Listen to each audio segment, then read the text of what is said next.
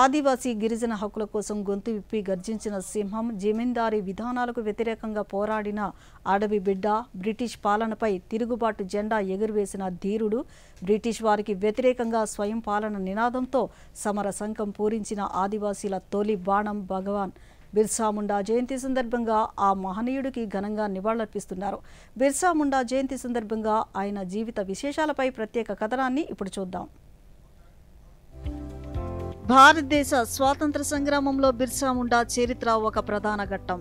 జార్ఖండ్ రాష్ట్రంలో రాంచీ సమీపంలో ఉలిహాట్ ప్రాంతంలో 1874 నవంబర్ 15న బిర్సా ముండా జన్మించారు. బిర్సా చిన్నతనం నుంచే ఎంతో ధైర్య సాహసాలను ప్రదర్శించేవారు. ఆయన బాల్యమంతా కడు పేదరికంలోనే గడిచింది. ఆదివాసీలపై జరుగుతున్న అణిచివేతలు, అవమానాలను చూసి సహించలేకపోయాడు. 19వ శతాబ్దపు చివరి రోజుల్లో బీహార్, ఛత్తీస్గఢ్, జార్ఖండ్, మధ్యప్రదేశ్ రాష్ట్రాల్లో బ్రిటిష్ వారికి వ్యతిరేకంగా జరిగిన ఉద్యమానికి బిర్సా ముండా నాయకత్వం వహించి ఆదివాసీ గిరిజనుల ఆత్మాభిమానం కోసం గళమెత్తారు. భగవాన్ బిర్సా ముండా తన చిన్నతనంలోనే ఆంగ్లేయుల పాలనకు వ్యతిరేకంగా ఎంతో మందిని ఏకం చేశారు. ఆదివాసీలు అందరూ చదువుకోవాలని మొట్టమొదటిసారిగా ఉద్యమం సాగించి చైతన్యం నింపారు.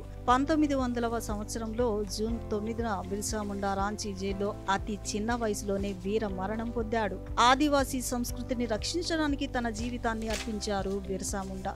ఎప్పుడు ఆదివాసీ సంస్కృతిని మరువలేదు. బిర్సా ముండాకు కేంద్ర ప్రభుత్వ ఘన నివాళిగా జార్ఖండ్ రాజధాని రాంచీలో మ్యూజియాన్ని ఏర్పాటు చేసింది. ఆయన జయంతిని జనజాతీయ గౌరవ్ దివాస్గా నిర్వహిస్తూ ఘన నివాళులర్పిస్తోంది.